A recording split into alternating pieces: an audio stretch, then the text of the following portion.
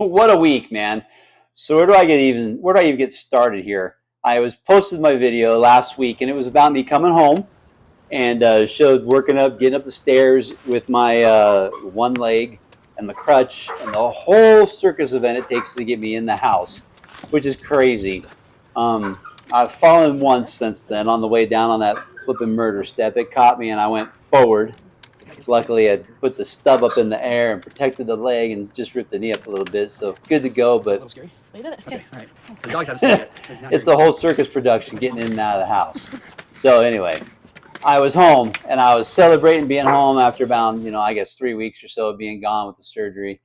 And I'm filming that footage and I'll play that B-roll for you again where I'm talking to you guys about my left foot, which is my remaining foot, which I had that amputation on in 2023 where they took the top of it off.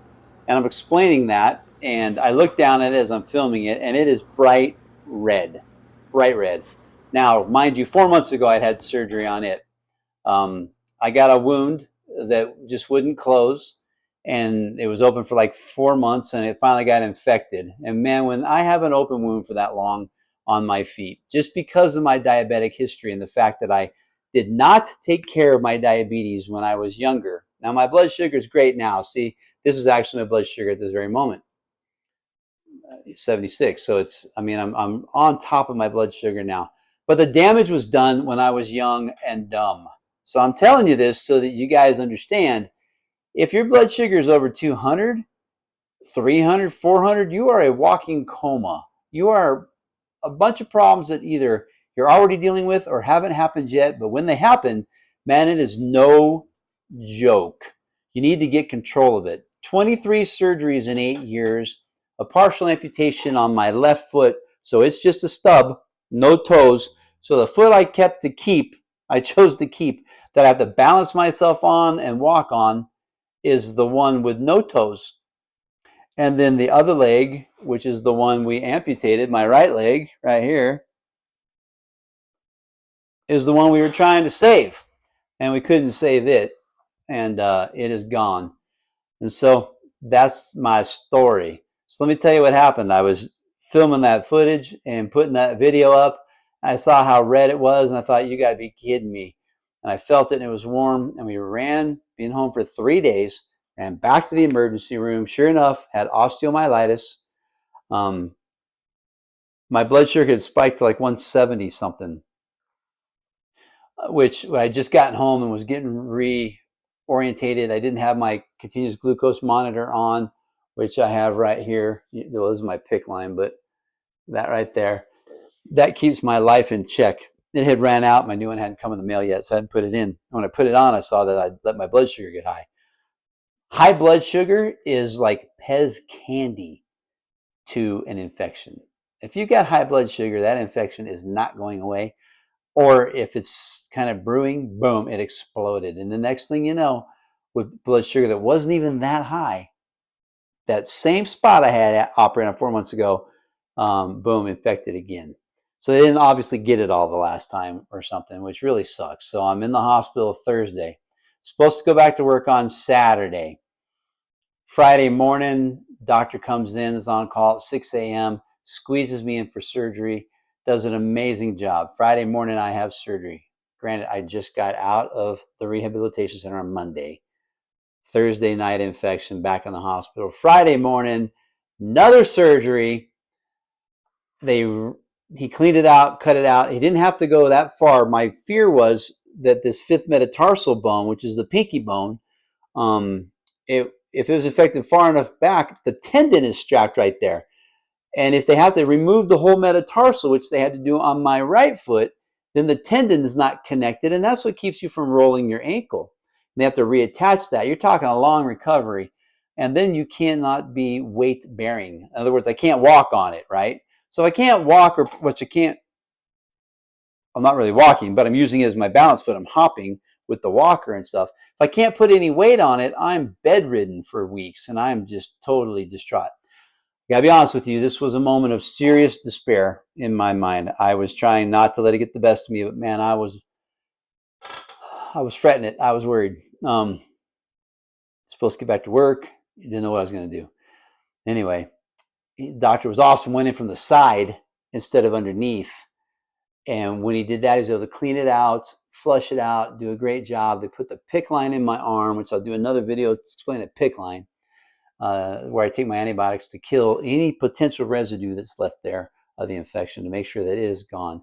And I'm not really walking on it, but I can stand on it and pivot and get myself from walker to wheelchair. And I'm living in that damn thing. I never thought I'd be wheelchair bound like this, but I am right now, and it's okay. But anyway, got that done and was able to leave the hospital Friday night and made it to work Saturday. So I rolled into work Saturday after being off for a couple of weeks from the amputation. Nobody expected to see me there, but that's because they don't know me that well yet. I've only been there for 4 or 5 months. But man, I'm there and I'm working. So back to work and it's good. Then the following Thursday, which was this week, I had my doctor appointments, my first 2 appointments for both feet. My first appointment for the foot that I had just had that surgery on, and my second appointment, third appointment for the amputated foot. So I go in, and the left leg is looking great. So we're good there. It's healing up. And I go to my other appointment for my amputated leg, and I, in my head, had this whole set of expectations. I already got the sutures out. That day I'm gonna get the staples out, and there it is, some footage there. We took all the staples out, so the incision is good, and I'm excited. I'm jacked up, thinking, okay, now we get to do these things called shrinkers, where you see the size of that stub. That's huge. It's not going to be that big. It's just the size of the bone, which is pretty much the size of your wrist right here, and it's like this big, right? So they have to shrink it down with these like compression socks to push the swelling up and get everything out of there and get it as narrow as it's going to be, so that we can get the socket that goes onto the leg that the prosthetic hooks into attached. So I'm thinking it's shrinker time. And so we're getting real close to getting my prosthetic, and I'm getting real close to, learning to get back to my new life. And the doc says, no, we're going to wait till the next visit. And I said, oh, okay, how long is that? And he says, 2 weeks. Talk about getting punched in the gut.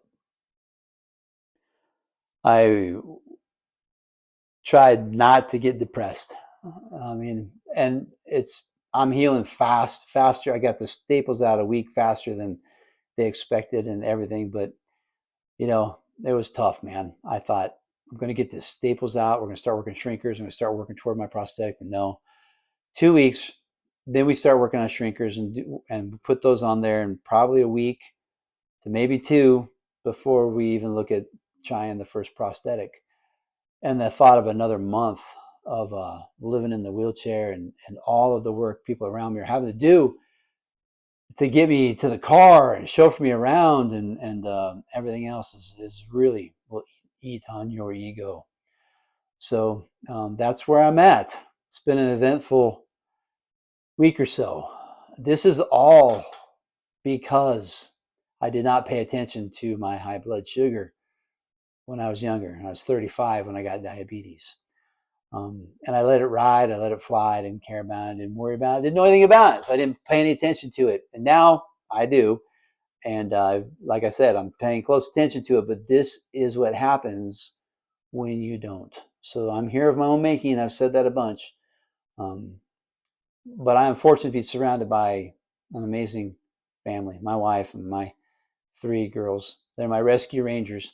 Today they came and picked me up. And my wife is in California. She had a grandma trip planned with our granddaughter. It was already paid for a long time ago. And I said, I'm good. Go. Please don't cancel the trip. You've been doing nothing but working around the clock, doing all of her embroidery jobs and everything else, trying to, make up for my lack of participation right now. And then she's taking care of me like another dependent. So I said, get out of here. And the girls stepped up and they were helping me. So today they came and picked me up.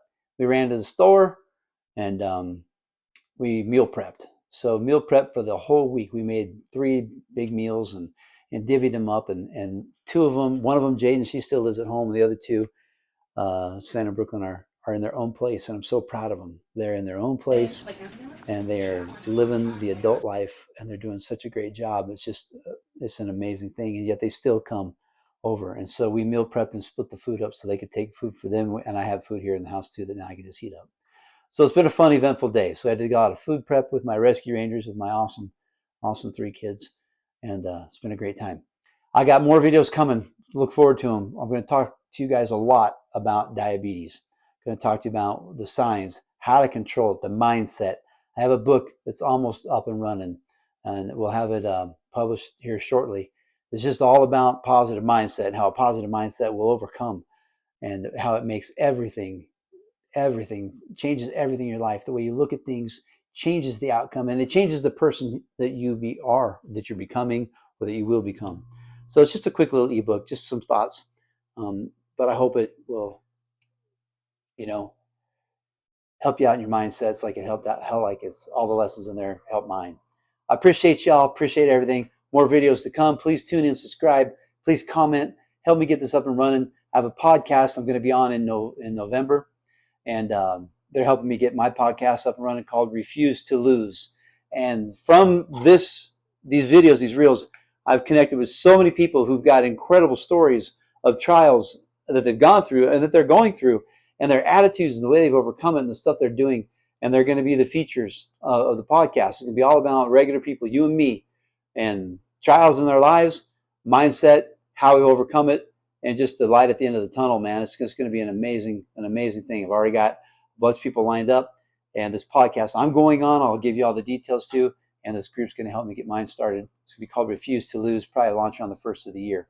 So anybody who's got a tremendous story that needs to get out there, this is the platform. You helping me do this will get that platform set up and running, so I can set up that nonprofit organization and be able to really, tackle my next mission in life, which is, finding people in need and being able to help them out financially through these programs. So appreciate y'all. Love to everybody. Please forward this. Please, like it, subscribe it, and help me get rolling. I appreciate you very much. We'll talk to you soon.